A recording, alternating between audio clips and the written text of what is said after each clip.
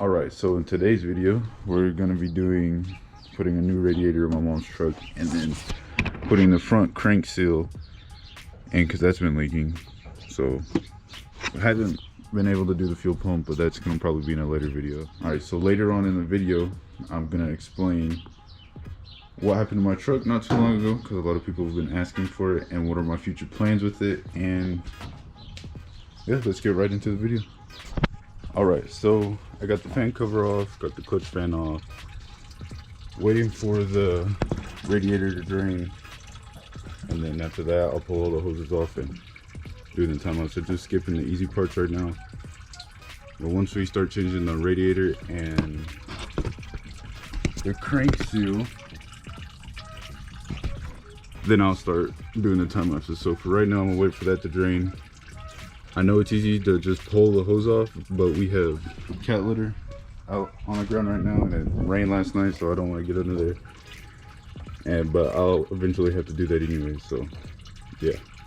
Alright, so I got the water drained in the old radiator. Finally, just pulled this hose off, and now we can get into the time lapse and pull this one out. And then after I pull this one out, take the harmonic balancer off, and then I'll go in reverse because here's the new seal for the crank, and then here's in this box is the new radiator. So yeah, let's get into the time lapse.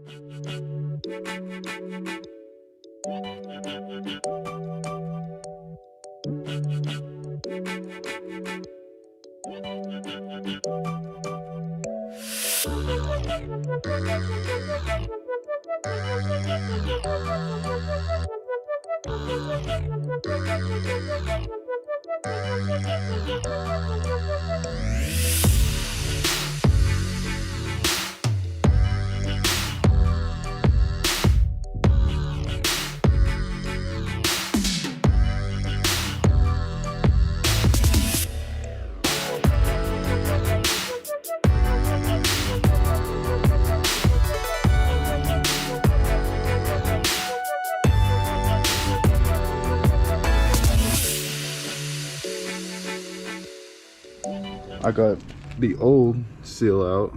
I had trouble as hell. I tried using a pick. Tried using a pick like this, but then I had to go to the store and get an actual seal puller for it to actually work. So yeah, now I got the new seal in.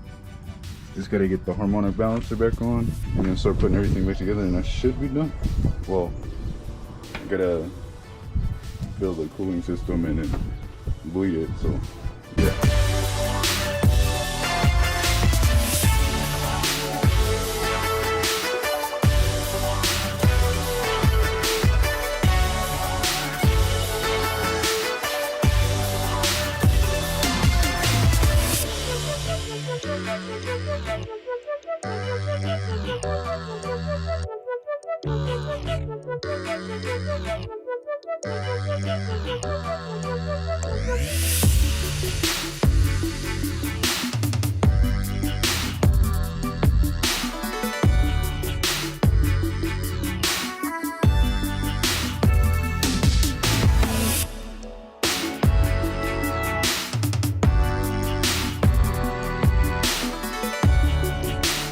Got it all back together, new radiator, new crank seal, got the clutch fan back on, the reservoir tank back on.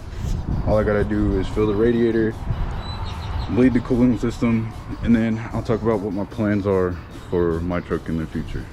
Okay, so got the cooling system bled on my mom's truck.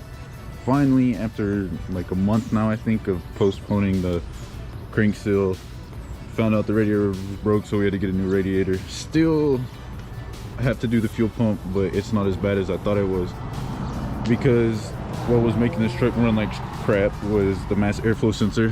So with the mass airflow sensor, the lines were cut, so we had to get a new clip and everything and rewire it. One thing that was confusing was this is a green, well, like a bluish green and a bluish green with like a solid green stripe. So the solid green stripe goes with the black wire and the red. And that was causing the truck to run really bad. So replaced that, started running better, so we didn't have to do the fuel pump.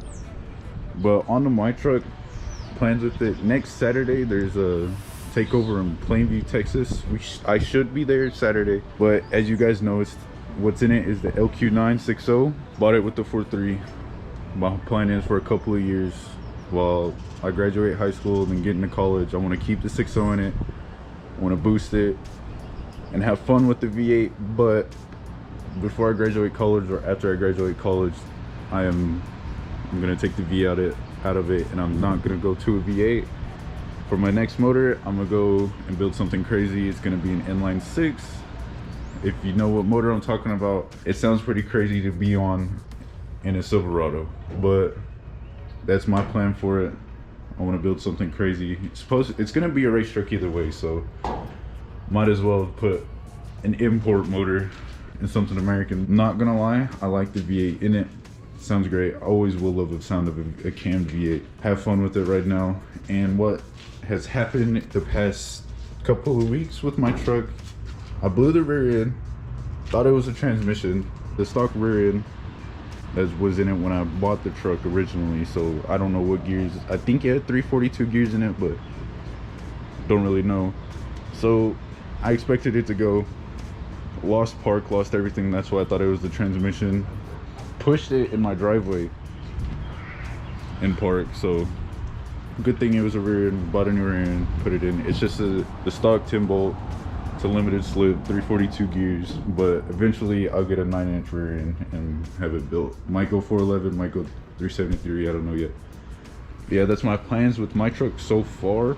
If you guys know what motor I'm talking about when I say the inline 6, comment down below. It's pretty obvious which one it is. It outruns almost everything stock.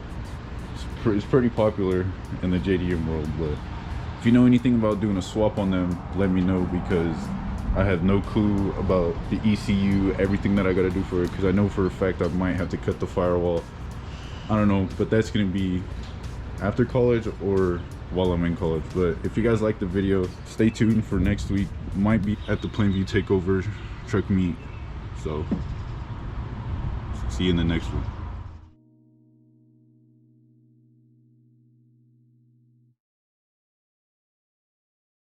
What we do here is go back, back, back, back, back, back, back, back.